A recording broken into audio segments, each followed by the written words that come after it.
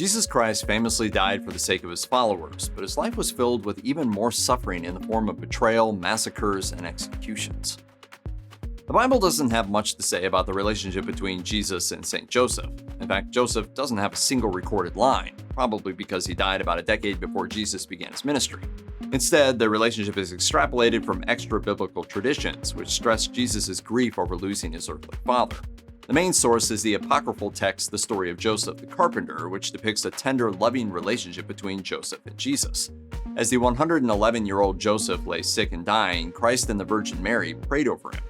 After Jesus invoked blessings upon Joseph, he breathed his last breath, and then he was buried near his father Jacob. The tradition of Joseph's passing has survived for generations of painters to depict in vivid detail.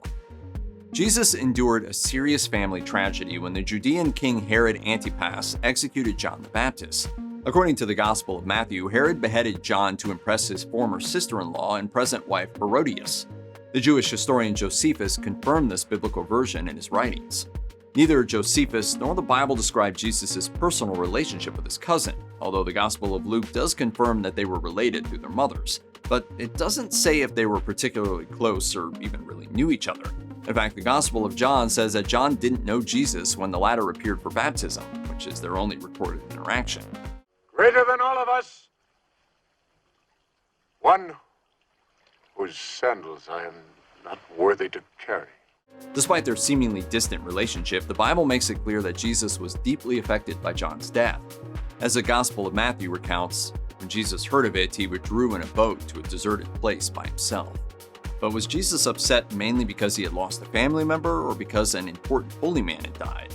Either way, despite the lack of biblical evidence, artists from across Christian history have imagined that the two of them grew up together from their earliest days, with multiple paintings depicting Mary with both John and Jesus as babies.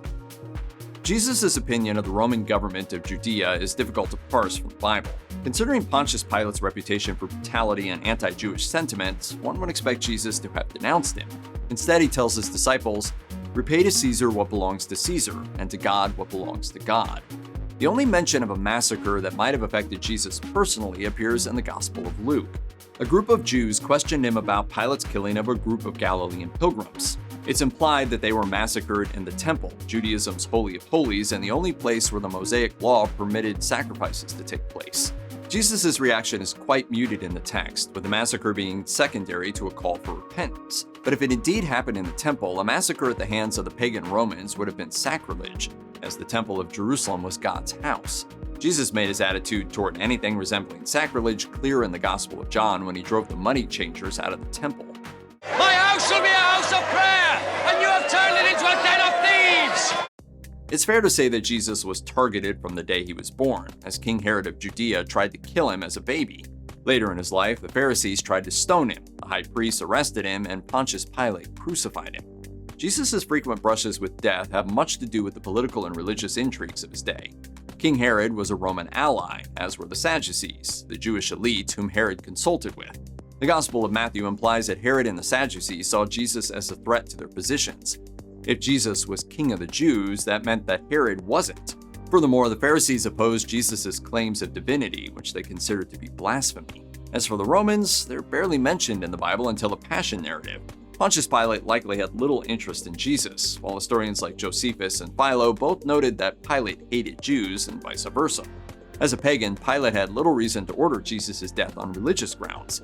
His priority was maintaining Roman rule in Judea. But when it seemed like the crowd in Jerusalem would instigate a revolt at Jesus' trial, he chose crucifixion to appease them. Are you the king of the Jews? So you say. Crucifixion was surely one of the worst ways to die in the Roman world, as it was meant to inflict as much pain as possible while also humiliating the victim.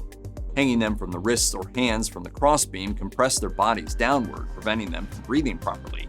To get air, they would have to push themselves up by the feet, which were also nailed, but that made the nails rub up on the bone. Death came slowly by asphyxiation.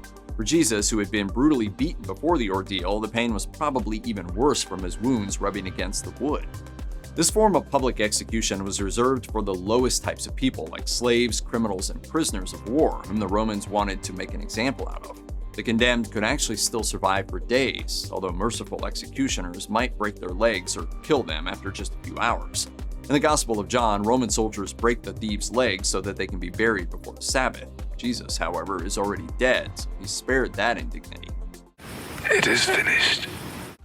The Eliusa icon shows the child Jesus cheek to cheek with the Virgin Mary, sometimes with his arms tenderly thrown around her neck.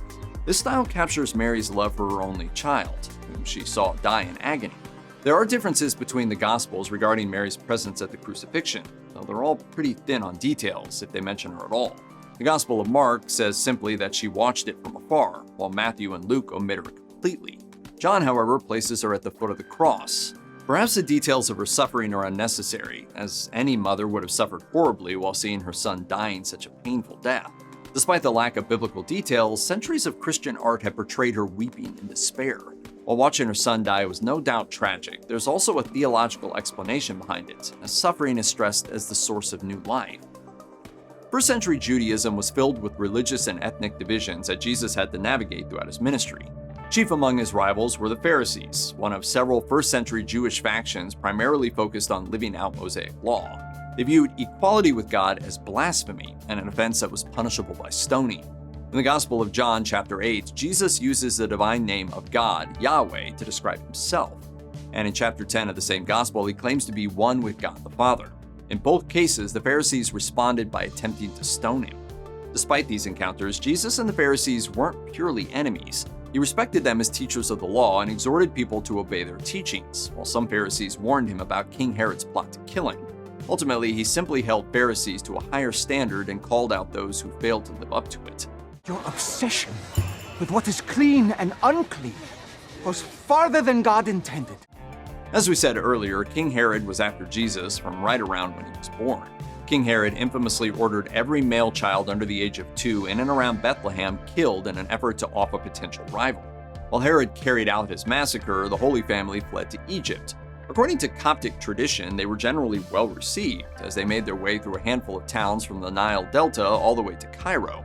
The last 6 months were spent living in a cave on a site that is still commemorated today. Copts believe that baby Jesus even left them a souvenir of his footprint on a piece of stone. Once Herod died, the family was able to return home, but they opted to lay low by settling in the town of Nazareth in what is today northern Israel, rather than near Jerusalem, where Herod's successors could more easily find them. In the build-up to his crucifixion, Jesus spent time in the Garden of Gethsemane with his 12 apostles. According to the Gospel of Matthew chapter 26, Peter told Jesus, "Even though I should have to die with you, I will not deny you." Approximately 40 verses later, Peter's resolve crumbled as he denied Jesus not once, but 3 times. I don't know what you're talking about. Jesus' reaction is all in the subtext. According to Luke's Gospel, after the 3rd denial, he simply turned and looked at Peter, which was essentially meant to convey stone-cold silence. Peter's triple denial, including claiming not to know him in the Hebrew context, was a rejection of Christ. The expression that Peter used was the equivalent of saying that someone was dead to you. It's the same expression that Jesus used in Matthew chapter 7 when he said, "I never knew you," in reference to God's rejection of the wicked. In Hebrew and Aramaic, repeating things 3 times was a way of making it superlative, and it essentially amounted to rejecting God. The Bible emphasizes the betrayals of Peter and Judas, almost equating the two, but the other apostles weren't much better. Following Jesus' arrest, Matthew chapter 25 simply says, "All the disciples left him and fled."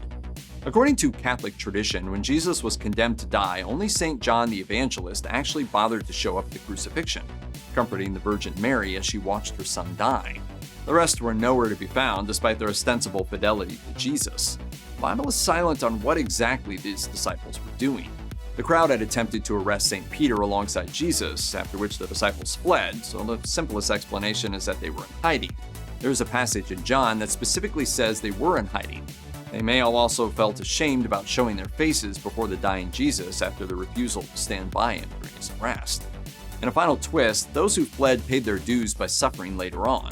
The absent apostles, excluding Judas, all endured incredibly violent and painful deaths. St. John, on the other hand, is said to have enjoyed a long life, even making it to the century mark, according to some traditions. In Luke chapter 18, Jesus tells his disciples that he is God in the flesh and that he will die and rise again. True to his word, he suffers the most excruciating death possible for their sins, yet most of his followers don't even bother to show up. But then he encounters his apostles after his resurrection. As the Gospel of Mark recounts, As the 11 were at table, he appeared to them and rebuked them for their unbelief and hardness of heart, because they had not believed those who saw him after he had been raised. The Gospel of John offers more specifics, particularly about the Apostle Thomas, who tells the others, "Unless I see the mark of the nails in his hands, and put my finger into the nail marks, and put my hand into his side, I will not believe." Thomas reacted this way despite the fact that Jesus was standing right in front of him. Instead of getting angry over yet another denial, Jesus lets Thomas feel his wounds, along with a rebuke as he makes sure to note, "Blessed are those who have not seen and have believed." Stop your doubting and believe. My Lord. Ultimately, Jesus' reaction unmistakably illustrates a Christian belief that tragedy and doubt are teaching moments for strengthening one's faith.